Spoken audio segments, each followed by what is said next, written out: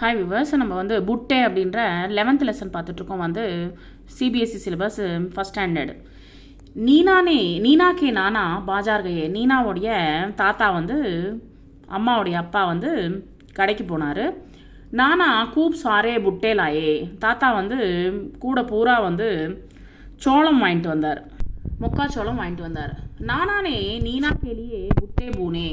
அவர் வந்து அந்த சோளத்தை வந்து சுட்டு கொடுத்தாரு. வந்து நீனானே ஜீ பர்கர் புட்டே காயே. வயிறு நிறைய வந்து அந்த மொக்காச்சோளத்தை கடித்து சாப்பிட்ருக்காங்க.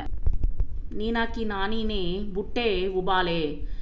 அவங்க பாட்டி வந்து என்ன பண்ணியிருக்காங்கன்னா, அம்மம்மா என்ன பண்ணியிருக்காங்கன்னா வந்து அந்த மொக்காச்சோளத்தை வந்து வேக வச்சுருக்காங்க.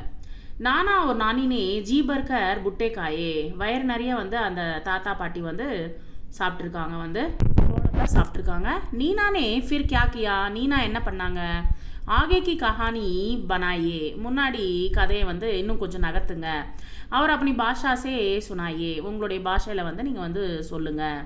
இஸ் கஹானிமே கவுன் கவுன் ஹே. இந்த கதையில் யார் யார் இருக்காங்க? நீனா, நானி, நானா. நீனா கே நானா பாஜார் சே கியா லாயே. நீனாவுடைய தாத்தா வந்து என்ன கொண்டு வந்தார் பஜார்லேருந்து? நீனா கே நானா பாஜார் சே புட்டே லாயே. புட்டேனா வந்து மொக்காச்சோளம் கொண்டு வந்தார்.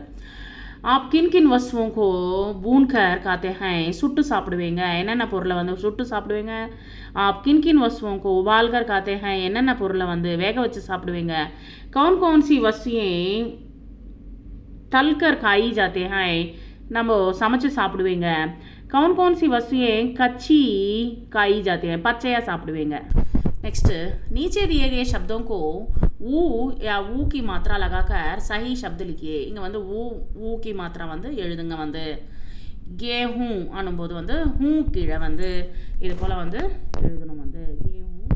நெக்ஸ்ட் வந்து பாலு, குல்ஃபி, தூத், ஆலு, புட்டே. ஸோ இது வந்து நீங்கள் அப்படியே வந்து காப்பி பண்ணிக்கோங்க.